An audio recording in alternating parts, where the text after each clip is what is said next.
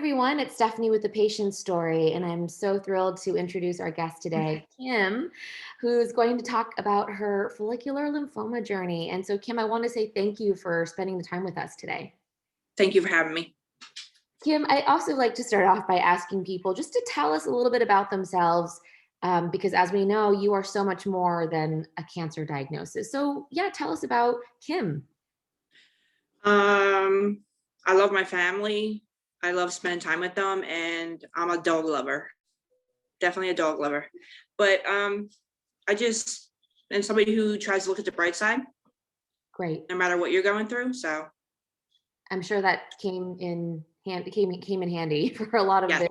yes. And still I know the journey continues. So, well, let's just dive in then. This first video is going to be about how you got diagnosed. The second clip will be about the chemotherapy and the side effects and managing them. And then the last clip will be about quality of life issues, the mental health, emotional, all the different things that happen to come up after a cancer diagnosis. So let's start off with, how did you know something was wrong? How did you get diagnosed?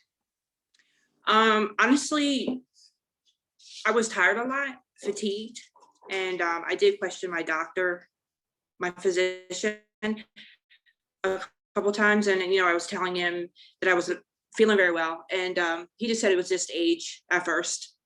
So then I started getting a pain in my stomach, and they did a CT scan, and they seen that I had lymph nodes from my neck down to my stomach that were enlarged.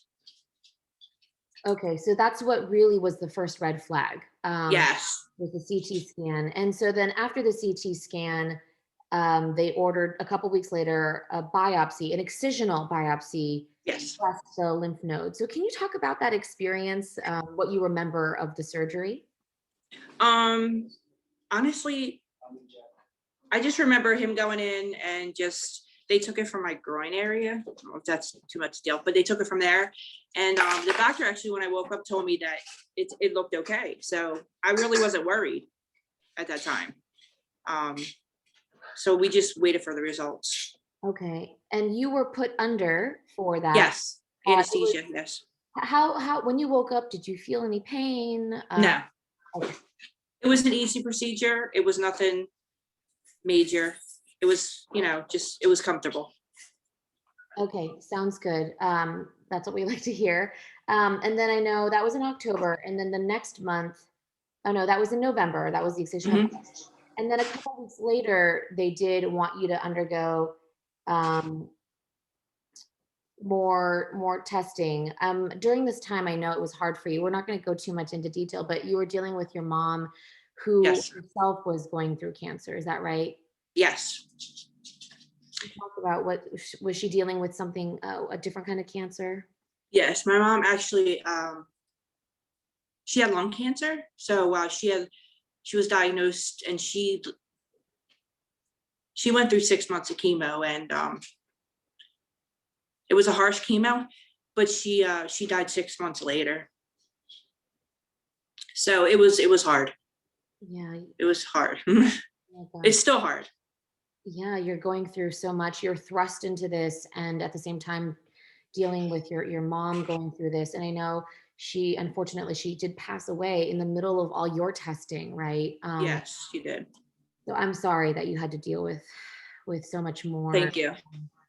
And that was the beginning of December, and then just 3 weeks later about is when you got the news. Can you describe the day that you found out about the diagnosis? I remember going into the office, and I remember sitting there waiting for him to come in, and the nurse came in, and I really wasn't present, but because we had just lost my mother. So I remember him coming in, and he told me that I had cancer, lymphoma cancer. I was actually in shock. I after that, I really don't. It was just shock. Like I don't remember a lot after that.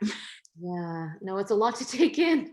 Yeah, it was shocking because I just wasn't expecting it. Right, up until that point, had you even heard the word cancer? No. I mean, it was the last thing anybody thought it was. Right. It just because I was healthy. I was a healthy person. I took care of myself. I worked out. So it was shocking, definitely. And you said we. Who was present in the My room? husband, Okay. he didn't know what to say. He was lost for words because I looked at him and he didn't he didn't know what to say to me. And when we left there, we were in the car and we were just really quiet. It it was crazy. Did you even know what lymphoma was? Like, had you heard of? No, I knew nothing about lymphoma. Right. Nothing. Like I never even heard I never heard of it before.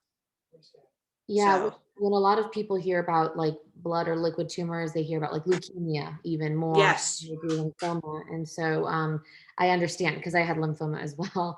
And then so it was about a week and a half later where the doctor, well, actually, I want to ask at that point, and I know you have a son. Uh, Hmm. how old were you? How old was your son? And how did you decide to break the news to him then, or were you waiting for more answers? We actually the day we found out, because he was still mourning my mom, and we had to sit down and tell him that I had cancer. It was he. I mean, he was upset, but we had to explain to him that it was a different kind of cancer that his grandmother had, and I mean, he was a little attached to me after that, Yeah. but I mean, he handled it pretty well. I was 45 when I got diagnosed, and he was 9. He Oh, was 9. yeah. And at that age, it's interesting. They're still very young, but they know, right? It's Yes, you yes. know. Do you have any guidance or advice for other parents on how to break the news to your kid or how to talk to them about cancer? I don't think it's a hard subject, but I want to be honest. I think kids are smarter than what we think they are, and they can handle things better than we do sometimes. He's the one. My son handled a lot of this better than I did. He helped me. Uh-oh. Oh, he helped me get through all this. If it wasn't for him, that's what keeps you going. They're smart kids. Yeah, So it's however you feel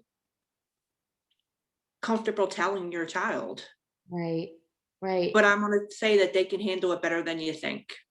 Yeah, yeah. And so you were very honest. You were direct with him even at 9, and he gave you strength. It sounds like. Yes, he That's did. How about with other family members or friends? Did you decide to tell other people then, or were you waiting? I didn't have a lot. I don't have a lot of family. So I had a brother. I have a brother and a sister and my dad, but that's another story. He's not here no more neither. He had cancer. But there was just us. There was nobody else to tell. It was just basically me, my husband, and my son. And that's family to Okay. me. So they were the most important people. Okay. Um, did you ever, when do you feel like you were able to finally process the diagnosis? Was it, I know then it took, well, let's go down the line here. I mean, so you had to make an appointment for a bone marrow biopsy. That was mid-January. Can you describe for people who haven't undergone one what that's like? Honestly, it did not hurt it did not hurt at all. I said to him, "Are you done? Did you do it?" And he's like, we're done already." And I'm like, "What?" Like I didn't feel anything, nothing. So it's not bad. It's not bad at all. Not at all. I Yeah, think I was more scared. It didn't hurt. there So was more anxiety about what it yes, was than when it. more than anything. Well, I'm glad you had a great time because, it depends on the person. Maybe you have higher pain Yeah. tolerance, because, It could be. It could be. but yeah, with that, they just basically, it's in the office and then you're just lying down, Yes. face down, and they're just trying to You get. fold your legs in a fetal position, and he just, I don't, I call it screw. just takes a piece of it out and puts it in a tube and it sends it off to the lab. Were you nervous during the time waiting for because so you had been told you have lymphoma, but they didn't know what Yes. kind, they didn't know stage, and the No. bone marrow biopsy would help with that. Were you nervous in those 3 Yes. days? Yes. Can you describe how you were able to pass the time? Just some tips for people. A lot of reading, a lot of walking. I walk, even now I walk. And I love to clean. So I just kept myself busy doing whatever I could do, spending time with my husband and my son, just to keep my mind off it. We would go to the parks, go to anywhere where I could just stay busy. So pretty much just stay busy. I just stayed busy. Okay, great. So your bone marrow biopsy went well. Um, Mm-hmm. and then 3 days later, and you were reading, you're talking about how you passed the time. But 3 days later is when you got the official diagnosis. Can you talk about that day and what you heard from the doctor? He actually called me and he told me I have follicular lymphoma. He said, but it was stage 4. And my stomach just dropped. And I asked him, of course I cried, but I asked him, but he said that the good thing about this is it's treatable. He told me that. He said it's very treatable. And he said that I didn't have to have a really strong chemo to where I would lose my hair.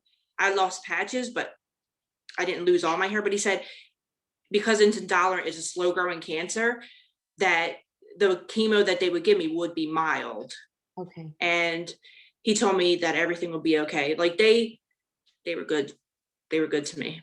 Oh, good. I'm glad. Okay, so just to recap, it was stage 4 Yes. follicular lymphoma, which is an indolent or slow-growing Yes. cancer, Yes. and treatable. And so the chemo wouldn't be too harsh. Yes. We'll talk about your treatment in the next segment. Uh, Okay. how did you choose which hospital to go to? And did you ever consider getting a second opinion? Honestly, I didn't really think of, I think I was just so still in shock. But when I met him, my doctor, Yeah. Brian Wojciechowski, he's a Riddle Cancer Center. I just knew that he was the right doctor. I mean, he was so good to me. He was so kind and he explained everything to me. So no, I did not get a second opinion. Yeah. You liked your relationship with him. You felt I comfortable. did. Okay. Yes.